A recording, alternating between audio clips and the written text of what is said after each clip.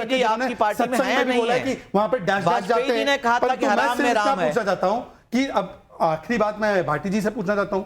भाटी जी ने कहा, भाटी जी की पार्टी ने कहा कि होलिका दहन से जो है प्रदूषण होता है। ये तो इनकी सीरियसनेस है। दाह संस्कार से भी प्रदूषण होता है। लेकर बोलूंगा, सबसे ज्यादा ग्रीन हाउस गैस एमिशन पता है कहां होता है? जब बहुत सारे जानवर एक साथ एक दिन पर काटे जाते हैं। और सबसे ज्यादा प्रदूषण करने वाला कौन सा वो होता है? जब पेड़ काटे जाते हैं। अब मैं चुनौती देता हूं कि एक बार बोल दे कि पेड़ काटने से क्रिसमस में प्रदूषण होता है और बकरे काटने से प्रदूषण होता है। एक बार बोल के दिखाया। पर ये मठाधीश को माफिया बोलेंगे, ये राम मंदिर को बेकार बोलेंगे, राम मंदिर प्राण प्रतिष्ठा को नाच गाना बोलेंगे। भाटी जी, अब दाह संस्कार से भी प्रदूषण होने लगा तो इशारा किस तरफ है? मेरे समाज में और मेरे परिवार में दाह संस्कार ही होता है। मृतकों को बाकायदा मंत्रोच्चार के बीच हवन सामग्री डाल के, लकड़ी और घी सामग्री का प्रयोग करके दाह संस्कार किया जाता है। ये परंपराएं हैं, संस्कार हैं। होलिका दहन भी मेरे गांव में होता है।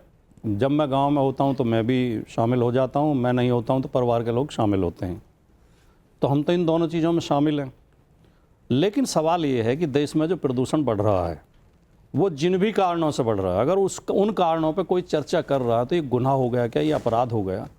हम देश का भावनात्मक दोहन कब तक करते रहेंगे? देश को आस्था के नाम पर, परंपराओं के नाम पर कब तक कूपमंडूकता की ओर धकेलते रहेंगे? कब तक हम उन विषयों से बचे रहेंगे जो हमारे जीवन मरण से जुड़े हुए हैं?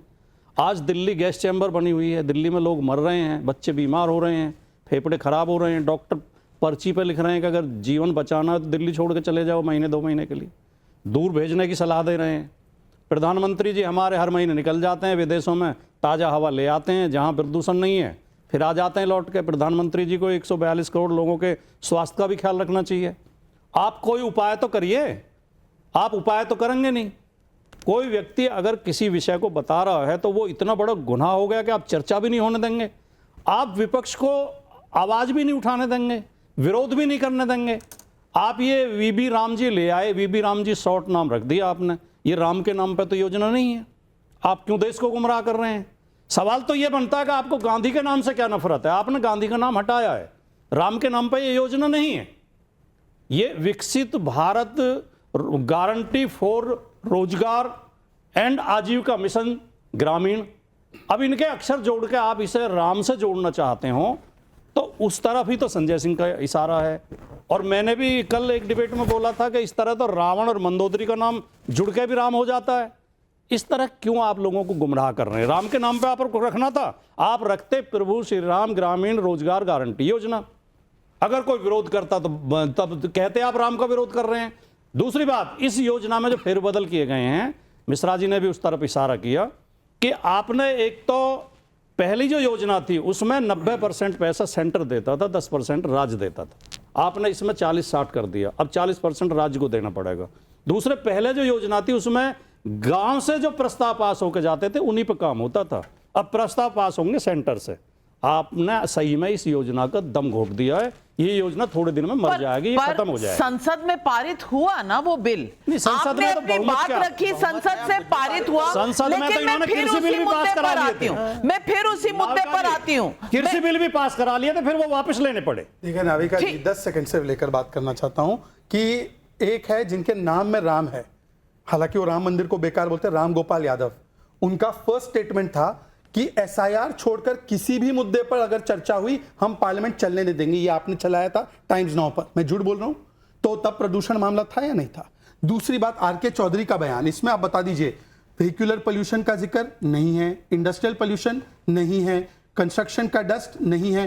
केवल और केवल पहले दिवाली को दोष देते थे, अब होली को दोष देने लगे।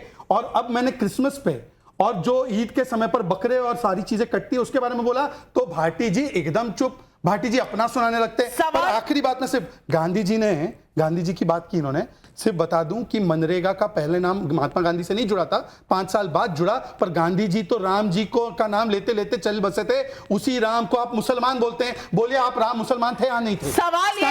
सवाल ये है और हर्षवर्धन त्रिपाठी जी मैं आपसे पूछूंगी, इस चक्कर में आम आदमी का पोल्यूशन का मुद्दा कहां गया? जीराम जी में और इनकी ऑपोजिशन में वो मुद्दा दब के रह गया। अब भाटी जी बहुत अच्छे से कह रहे हैं कि हम तो मानते हैं, संस्कार हैं हमारे, लेकिन कह रहे हैं कि पुरानी जो चल रही हैं चीजें, उस पर अगर डिस्कशन ले गया तो आप ऑपोजिशन को सवाल पूछने नहीं देते। अब पुरानी बातों में तो हिजाब भी है, पुरानी बातों में 3 तलाक भी है, उस पर अगर कोई कुछ कहते तो उसका हक तो ये छीन लेते हैं, लेकिन दाह संस्कार बंद होने चाहिए या उससे प्रदूषण होता है, वो उस पर फ्रीडम ऑफ स्पीच चाहिए। ये क्या सही है? नविका जी, सदन में ये तय हुआ था कि सभी दल मिलकर प्रदूषण पर चर्चा करेंगे और आखिरकार चर्चा ये हुआ कि नहीं करते हैं। अभी सारे दल दोषी हैं, सब सिर्फ राजनीति करना जानते हैं और अभी तो निश्चित तौर पर केंद्र से लेकर हर जगह, ज़्यादातर जगहों पर भाजपा की सरकार है, वही दोषी है, उसी से जवाब मांगा जाएगा। लेकिन कमाल की बात कि जो लोग तमाशा कर रहे हैं तो उनका भी समझ में आता है। आम आदमी पार्टी की सरकार 10 साल 11 साल रही, अभी भी पंजाब में पराली जल रही है, तो उनसे भी सवाल पूछा जाना चाहिए। सदन में चर्चा होती तो शायद ये समझ में आता कि किस दल की क्या स्थिति है, क्या किया क्या नहीं किया। अब जब टिप्पणी होती है दाह संस्कार या होलिका दहन पर, इसी प्रदूषण को लेकर पिछले 10 वर्षों से यही कहा जाता था कि सिर्फ AQI बढ़ जाता है दीपावली के समय। इस बार दीपावली पे AQI नहीं बढ़ा, बढ़ता है निश्चित तौर पर, पटाखा जलेगा, कुछ होगा तो होगा, लेकिन 1-2 दिन का मसला होता है वो 24-48 घंटे का। इसका मतलब ये कि सरकारें 365 दिन की जिम्मेदारी नहीं निभा रही।